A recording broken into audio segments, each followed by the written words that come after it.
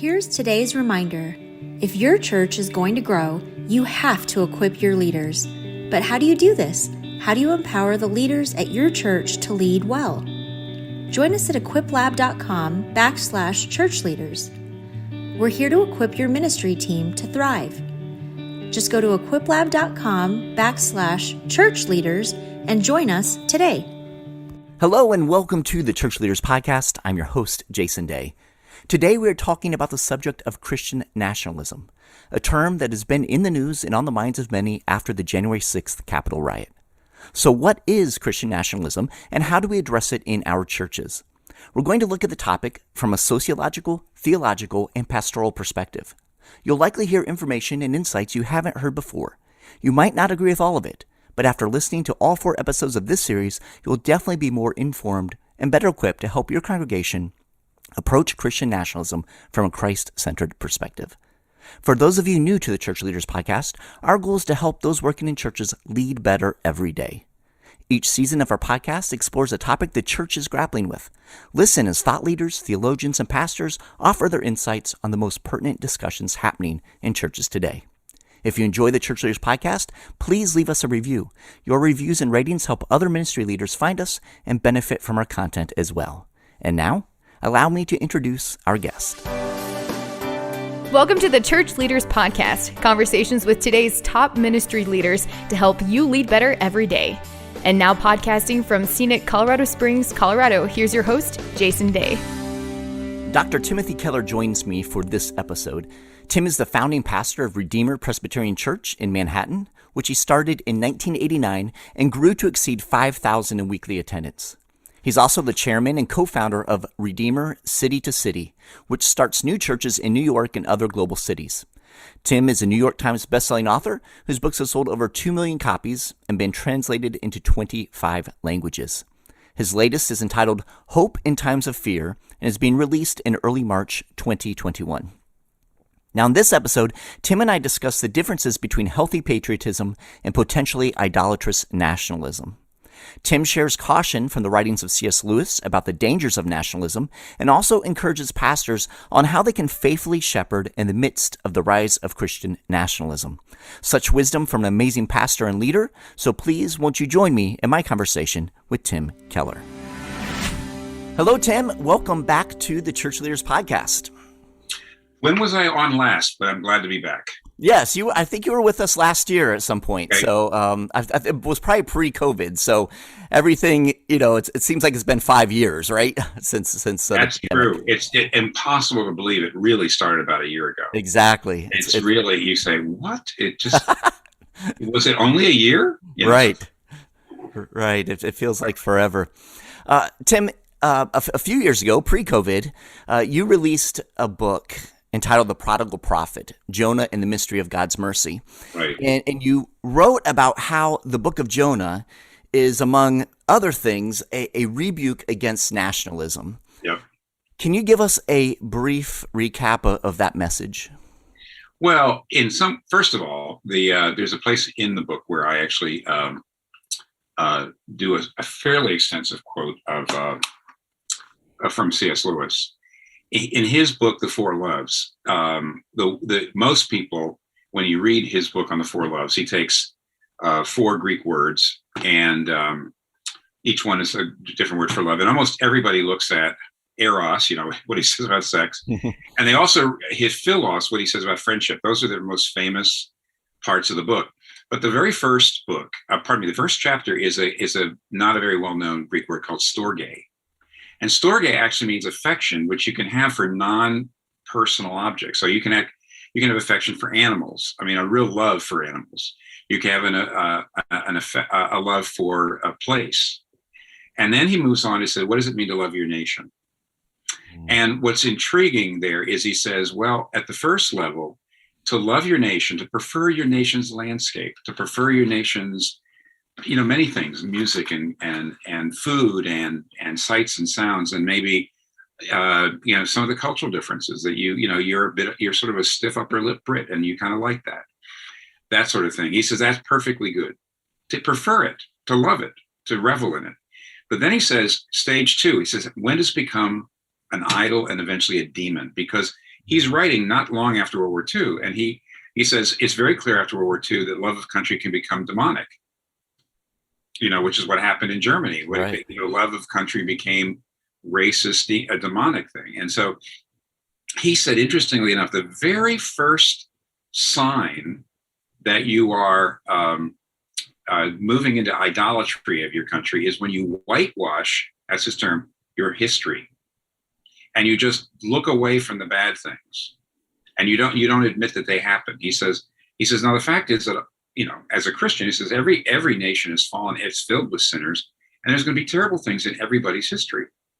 So he says that's the first stage, and then of course this next stage is when you actually start to ostracize and create second-class citizenship for people who don't fit your ideal of what a British person is.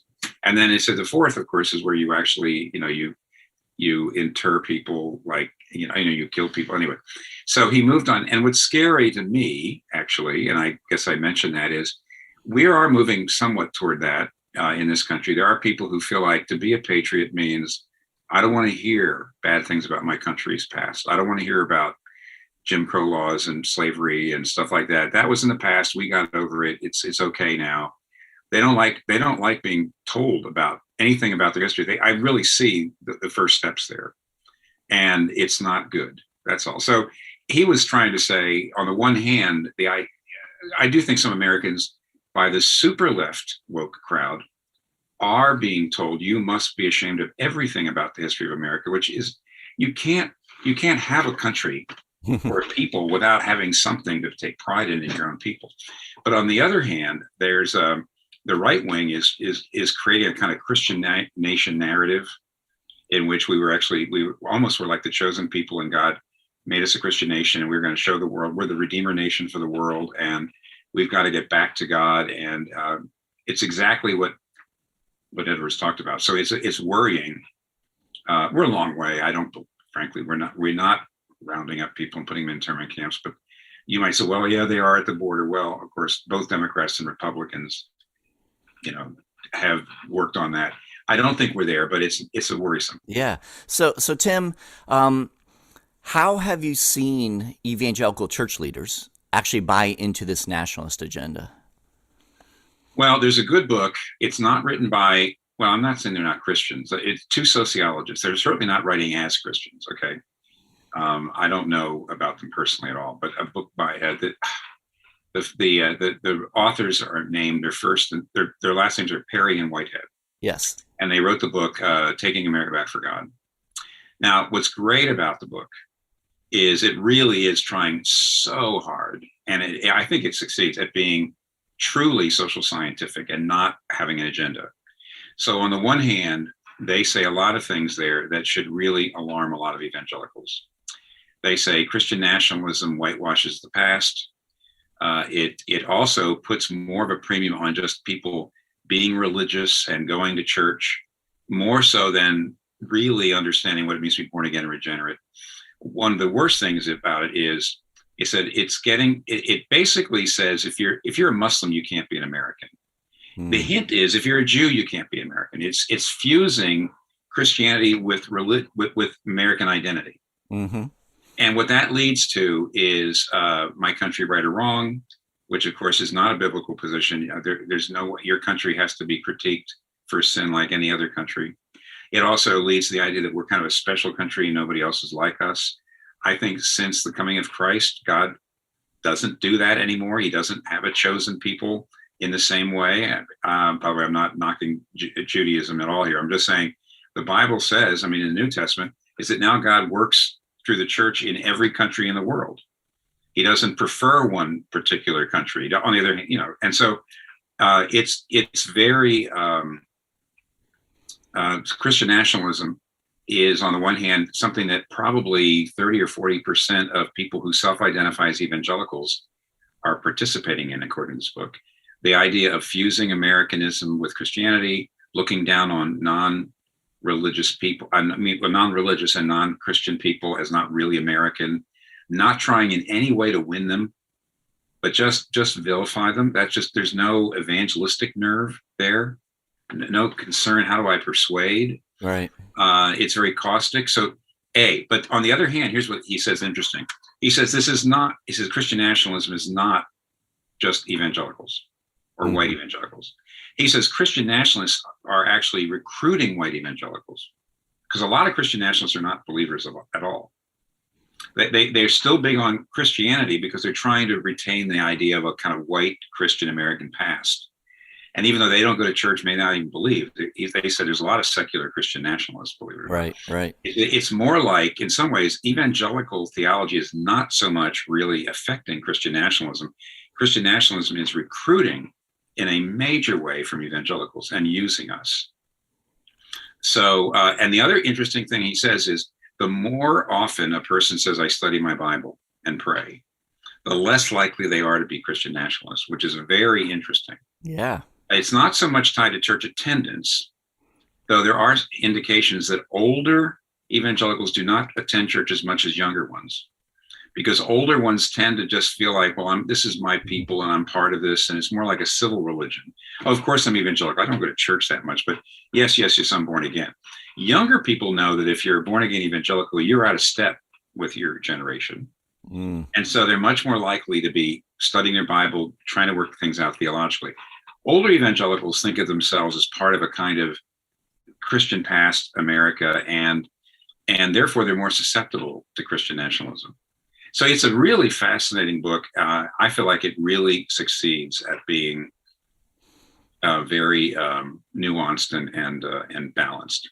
Yeah, I think it's an excellent book. I had the opportunity to read it myself. And in fact, in this podcast series, I interviewed Perry about the book. And he is a believer, and fascinating things that he and Whitehead uncovered in their research and their study. As we're looking at the evangelical church specifically, do you see a correlation between support for President Trump and Christian nationalism? Some. Yeah. I think they'd say the same thing too. But see, what they try to do, and this book just came out last year, so they were writing this book during the Trump era. They didn't write it, they didn't know what was going to happen with the election, but they tried to say the same thing, that you can't just say all Trump supporters are Christian nationalists, all evangelicals are Christian nationalists, which is what the newspapers give you the impression. That it's all the same. He says no, it's sort of like three overlapping circles. And you know what? Even evangelicals, I would say, for example, there are a lot of African American and Hispanic and Asian folks who are religious or Christians who vote for Trump. People don't realize, for example, the Dominicans largely vote for Trump, and yet Dominicans tend to be poor, and they've also experienced racism, but they're very negative about the progressive secular side, because they, as religious people, they are family oriented. They don't like the real liberal stuff on sex and gender. They're very concerned about government control of your thought and cancel culture. So a lot of those folks have voted for Trump. Are they Christian nationalists? No way. Forgive me for a joke. No way, Jose. Right. Sorry about the joke. I couldn't help it. I'm entering my anecdotage now, which means when you get to a certain age, you can't stop. They are not Christian nationalists. They do not have this ideal of the past, white Christian past. They want to be included, but they are also religious people, and they don't like the left, frankly. So they were kind of coming in and voting for Trump in spite of a lot of things. So that's the reason why Trump voters and most people on the left think any non-white people who voted for Trump were just dupes. That they got taken in. No, you talk to them. They don't like a lot of things in the other candidate. I mean, they're not dupes. And yet so I would say one of the three circles is definitely Christian nationalists. And did they all vote for Trump? Probably every single one. But that's not the same thing as all white evangelicals. It's certainly not the same thing as all evangelicals. So anyway, yeah, there we are. It's just, I liked how they complexified it. I think that's fair. Right. Yeah, no, that's good. Tim, it's kind of on this same vein. It's no secret that the evangelical church, particularly the white evangelical church, has championed the Republican Party for several years now, almost to the point where some Christian leaders are concerned that evangelical kind of, that term equates to voting Republican. Right. Like, if you aren't voting Republican, then you can't call yourself an evangelical. Do you feel that this alliance has somehow contributed to the rise in Christian nationalism, nationalistic kind of thinking within the church? Well, it gave it a place where it could incubate. I mean, I like to be trying to be fair here. First, by the way, I thought you were going to ask me a question. Maybe you will in a minute. So I may be taking this away. I'll tell you the answer to the question you maybe wouldn't have put. I thought you were going to say that identification of evangelicals with Republicans has it led to a decline in the church. People walking away from the church. I think absolutely amongst younger people. Mm-hmm. And I was actually going to say the reason why the place in the whole world where the church is weakest is Europe. In the whole world, I'd even say it's weaker some ways in Europe than it is in the Middle East. Is because every one of the European countries had a state church. In other words, they say we're a Christian country. So because you're Norwegian, you're Lutheran. Because you're Scottish, you're Presbyterian. Because you're Polish, you're Catholic. See, mm-hmm. And whenever that happens, in other words, when the church is seen as basically you might say the handmaiden of the people in power, it always loses credibility. People start saying it's really not talking about spiritual issues.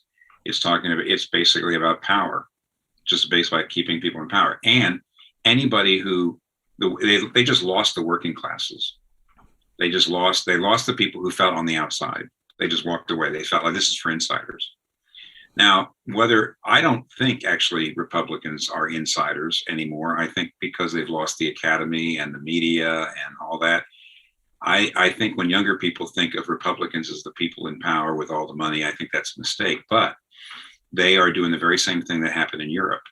They're walking because they see the evangelical church is basically just another, you might say, handmaiden to power. And so it has hurt us now very much. On the other hand, your question had more to do with, that identification of republicanism. You said, is it what now? You said, does that lead to? Has it contributed to the rise in kind of Christian nationalism? Yeah, because it gave Christian nationalism works on fear and resentment. It's what Nietzsche said Friedrich Nietzsche said, there is no truth. So you can't appeal to truth. You appeal to is fear and resentment. And that's how you get power, and that's how you win. That's how you do it. You don't appeal to truth and all that. Because frankly, when you appeal to truth, that makes people civil and nice and kind and all that. And those people never win. You need to be people who are just ready to, they're angry and they're fear and they're going to vote for you and all that. And it's true. The fact is that I would say for the last 20 years, the Christian right, though I usually would agree with their positions, I'm pro-life. In other words, I still don't think that same-sex marriage is a good idea for the country or people.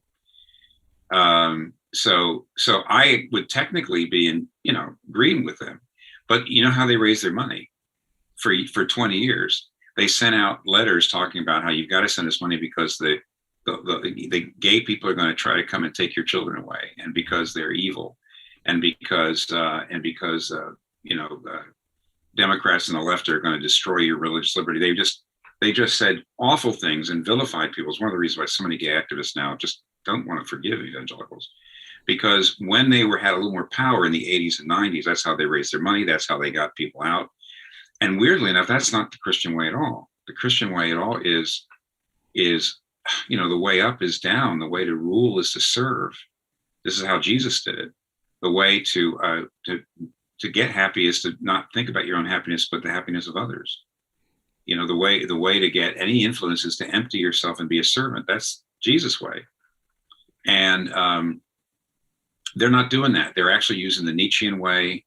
And I think what that did was by for a long time, just keeping evangelicals frothing at the mouth about how everything is going so bad and making everybody so angry. By the way, things are getting bad for evangelicals. It's very possible. I am not in denial about the fact that 10 years from now, if you have evangelical convictions about sex and gender, you may not be able to work for a major university or for the government or for a big corporation. And it's not that Christians haven't faced that. other places and of the past. We shouldn't be crybabies. Nevertheless, having said all that, yeah, we nurtured this, and Christian nationalists used that, and therefore we brought it on ourselves. Even though I agree with Perry and Whitehead that in many ways the Christian nationalists are kind of using us. Not so much we evangelicals are not all Christian nationalists, but they are using us. They're recruiting very well because we made a lot of our people recruitable. Yeah, Tim, from a pastor's perspective, how do you begin to steer your congregation away from falling into the idolatry of Christian nationalism? Yeah, right now there are a few churches that are smack in the middle. Most evangelical churches in the cities, with a lot of young evangelicals, almost have a tendency to be over woke and basically kind of taking their cues more from the secular world and actually talking about Christian nationalists in the most nasty ways. Mm-hmm. It is dangerous, but it's also it's one of the ways that you fuel extremism is by treating the extremists as sort of subhuman. And on the other hand, I'd say most evangelical churches away from cities, and especially in the South, a lot of them in the Midwest, they're unhappy because their minister isn't denouncing the left enough and isn't telling people they need to vote for Trump. So when I talk to evangelical pastors, people are actually leaving their churches either because they don't talk about justice and about how bad Trump is or how bad Christian nationalism. They're not preaching enough about it. They're actually just staying with a biblical text and very often not even mentioning it, just talking about Jesus and now you have to be born again. And they don't like that. On the other hand, I'd say probably a bigger number of evangelicals are mad at their ministers because they're not telling people how dangerous things are and you have to vote for Trump and we got to get behind this movement, and they're very upset and people are just walking away. Especially right before the election. I talked to a bundle of younger, they're not young, I mean like PCA pastors, my denomination, in their 40s by and large. And almost all of them had churches in the South or the Midwest or the West. And every one of them, because they would not come out. I mean, Kevin DeYoung, for example, at Christ, it's a PCA church in Charlotte, big church. They all got heat to say, you've got to come out and tell people you have to vote for Trump. You've got to turn out the vote. And most of those pastors that I know of said, the Bible doesn't tell you exactly who to vote for. I can't do that. The Westminster Confession, which is our confession, actually says you mustn't bind people's consciences where the Bible hasn't spoken directly. I could make a very good argument for why a Christian ought to vote as a Republican. I could make an argument, but that's not the same as to tell them, their minister, as if it's like, this is like what the Bible says, and bind their conscience. No, you can't. And they got a lot of flack. What I've tried to say to people is, those folks may be back. You just cannot. You have to be loving and kind, extraordinarily Jesus-y with them, and they may be back later because I'm hoping the extremism and the kind of almost the craziness on both sides will die down as time goes on. I don't know. Right. I'm saying you just can't. You can't give in. You just can't let that happen. Besides that, if you give in to one side, you'll lose people from the other side anyway. If you want to be, you might as well be principled, because pragmatism won't work.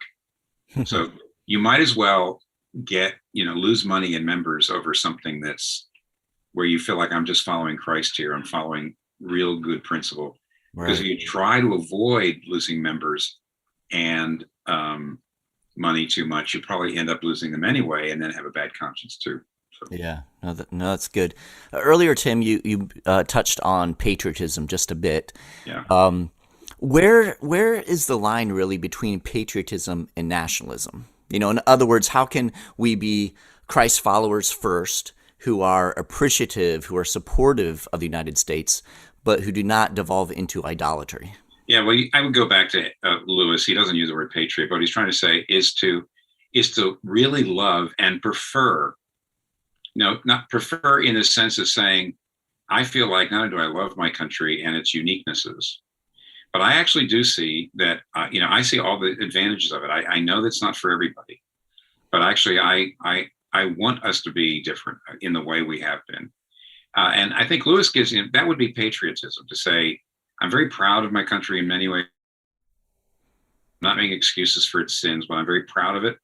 And I want us to hold on to many of the distinctives and not feel like it's all trash. It's all terrible. We have basically to tear down every statue, every single statue, because anything that happened before 2010 was really all crap. And so I live in New York, brother. Yeah. And so if you live in New York, or maybe the Bay Area, you say that people do talk like that a lot, and you wonder, is that going to spread everywhere or not? If it does, I think it is going to create some massive division, because it is definitely not trying to bring along more conservative people. It's just vilifying them, and that's just fueling the movement, the Christian nationalist movement. So to be a patriot is to love your country, be proud of your country, and actually be allowed to say its distinctives are things we want to hold on to because we really think it makes a contribution to the world. And I want to live in a place like this and not feel like I've got to, not feel I have to reject my whole past. But on the other hand, as soon as you start to whitewash your history, basically creates first and second class Americans. It's one thing if you're in Germany or France, I don't know. Maybe you say, sorry, you can't be a Frenchman. If you move here, it takes 30 years. I mean, they're gonna have to work that thing out. But America's never been like that. Never. That was what was unique about us. The minute you get here, you're an American. It's always been like that. And see, the Christian nationalist movement in some ways is not true to what I love about America. My patriotic Tim Keller was the fact that the minute you hit here, it didn't matter your race, your class, your background, whatever, you were an American. Because there wasn't anybody here besides the Native Americans, which you mistreated. That's another story. Nevertheless, the point was, you didn't have people here who were saying, well, you're not a real American. I mean, actually, the Native Americans could have done that, but you're not allowed to do that. You can't come here as a Presbyterian, and 10 years later say, oh, you're a Baptist. You're not a real American. Sorry, you weren't. You just got here 10 years ago. So it's not, the Christian nationalism is not really being true. Here, by the way, here's a couple of, if you talk to Perry, you know this, but here's my test. If you say, oh, I want churches to be built in my city, but I don't want a mosque to be built in my city, I'm going to ask the government to block it. That is very un-American. That is a real sign that you're a Christian nationalist. Okay? Yep. Think about it. Because that's really not the way America was started at all. And one of the reasons why Christianity has flourished here was because there wasn't a state religion, and everybody had to go out and compete, as it were. And Christianity's flourished here because it wasn't supported by the state, and we didn't knock down other people who were, well, okay. In other words, we made room for Jews. We need to make room for Muslims. We need to make room for Buddhists, and we have to make room for secular people, because that's how America always has been. Because that doesn't sound like it. And of course, as you know, brother, if I say anything like that, I'm getting. I don't mind being a lightning rod for the Christian nationalists, but they hover around my social media stuff just to be critical. And I understand why they want to do that, because I represent something that they really want to eliminate. Right. Which is something they would want to say, if you're not with us, then you are a left-wing Marxist. And there's really nothing in the middle, because see, that's the only way they can recruit. So if you and I do this podcast, we're public enemy number one for Christian nationalists. Right. Because we're sounding so reasonable, and we're willing to criticize the left, and we don't go there, and we're Orthodox Christians, and we think Christian nationalism is a bad thing. And that's something that's very difficult for them. So they have to try to eliminate that ground. Yeah. So Tim, as we're kind of closing down this conversation, what words of hope would you give to the pastors and ministry leaders who are listening in, who feel caught in between, in many ways, especially over the last, few years, have felt this kind of tension when it comes to honoring Christ, preaching the gospel, reaching people who are far from God, and this Christian nationalism, which is, kind of growing Right. What hope would you speak into their lives? Well, first of all, I know you didn't set me up for this, sir. I know you didn't set me up for this, and so this is. But I have a book coming out next month called "Hope in Times of Fear." Awesome. And it's actually a book on the resurrection. It actually is. It basically doesn't mean I'm not going to say anything right now. I mean, I kind of want to say to you, it's coming out in a couple of weeks. Read the book, and it's everything I could possibly tell you right now, and more. But it's about the resurrection, and it does two or three things. It's about the fact that, first of all, that the resurrection happened. So I just do one chapter on that. You realize, listen, how do I say this? Whenever you get worried about things, I got pancreatic cancer, right? So I was told that in May. Most pancreatic cancer victims die within a year or a year and a half of diagnosis. I think I'll probably beat that. But the point is, how do you face that? Okay. If the resurrection actually happened, the resurrection of Jesus Christ really, really happened, do you realize everything's going to be okay? Do you realize that? Right. I mean, that's huge. Anyway, that's only one chapter. That's the first chapter. I put together stuff, what makes me think it happened. Then what you have to do is you realize that the whole death and resurrection motif in the Bible, it's the fact that resurrection only comes after a death. And I try to trace that through the entire Bible. How does Joseph become the person who becomes prime minister of Egypt and saves not only the civilization, but saves his family? Only through the death of being sold into slavery, actually only through the death of being a jerk as a kid, a spoiled teenage jerk, who then and almost rightly gets even his father upset with him and all that. Gets sold into slavery, gets put in a dungeon. I mean, that's just one. That's all through the Bible. Right. Is the resurrection comes after death. And I mentioned it earlier. In a way, if you want the locus classicus, the classic text on this, it's Philippians 2. Though he was equal with God, he didn't count equality with God a thing to be grasped, but he emptied himself, became a human, and then became a servant, and was obedient even unto the death of the cross. Therefore, God hath highly exalted him. Mm-hmm. And basically, I'd say everybody is on a trajectory, one way or the other. This is sort of the heart of the book. I'll just tell you this: is blessings, success, prosperity that you embrace without God, without faith in God, will end up becoming a curse for you. Okay? But hardship, difficulty, suffering, if you embrace, with faith in Christ, will end up becoming, those curses will end up becoming blessings. Without God, without Christ, your blessings will become curses. With Christ, your curses will become blessings. Death leads to resurrection of some kind. And therefore, we can look at history and know everything's going to be okay eventually. Mm-hmm. And even right now, if the evangelical church goes into a period of great trial, suffering, weakness, it'll be a time of refining.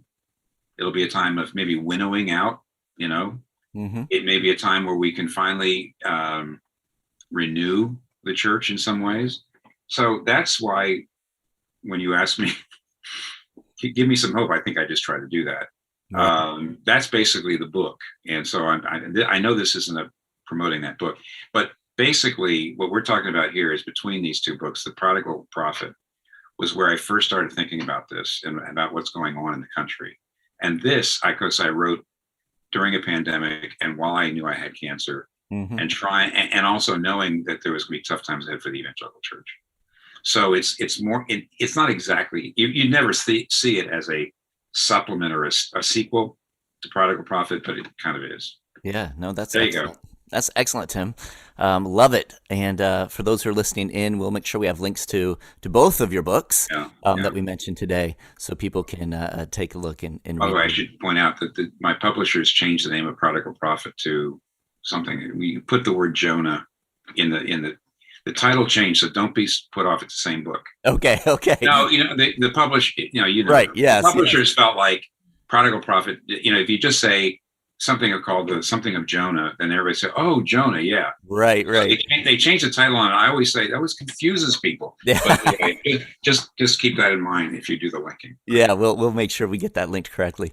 Tim, it's been such a pleasure to have you with us once again. Thank you for just your wisdom and just for all that Christ has poured into you over the years, and how many lives that you've touched and influenced, and how many pastors are pastoring today because of the influence you've had on their lives. And we just thank you for speaking into the church right now and the things that we're facing. So thank you for making time to be with us today. Listen, not only is that kind, but to encourage you, this kind of podcast is really important too. Yeah, so thank you for doing your work. Thank you, brother. Appreciate you. God bless. God bless. Thank you for joining me for this episode of the Church Leaders Podcast. Be sure to check out the other episodes in this series. You don't want to miss out on the full discussion. Also, don't forget to subscribe to this podcast so you don't miss any of our interviews. We'd appreciate it if you could take just a few moments to let us know your thoughts by leaving us a review on your preferred podcast platform or sending an email to podcast@ChurchLeaders.com. Your positive reviews and ratings help other ministry leaders find us and benefit from our content. So until next time, this is Jason Day, encouraging you to love well and lead well. You've been listening to the Church Leaders Podcast. For articles, videos, and free resources that will help you lead better every day, visit our website at ChurchLeaders.com. Thanks for listening.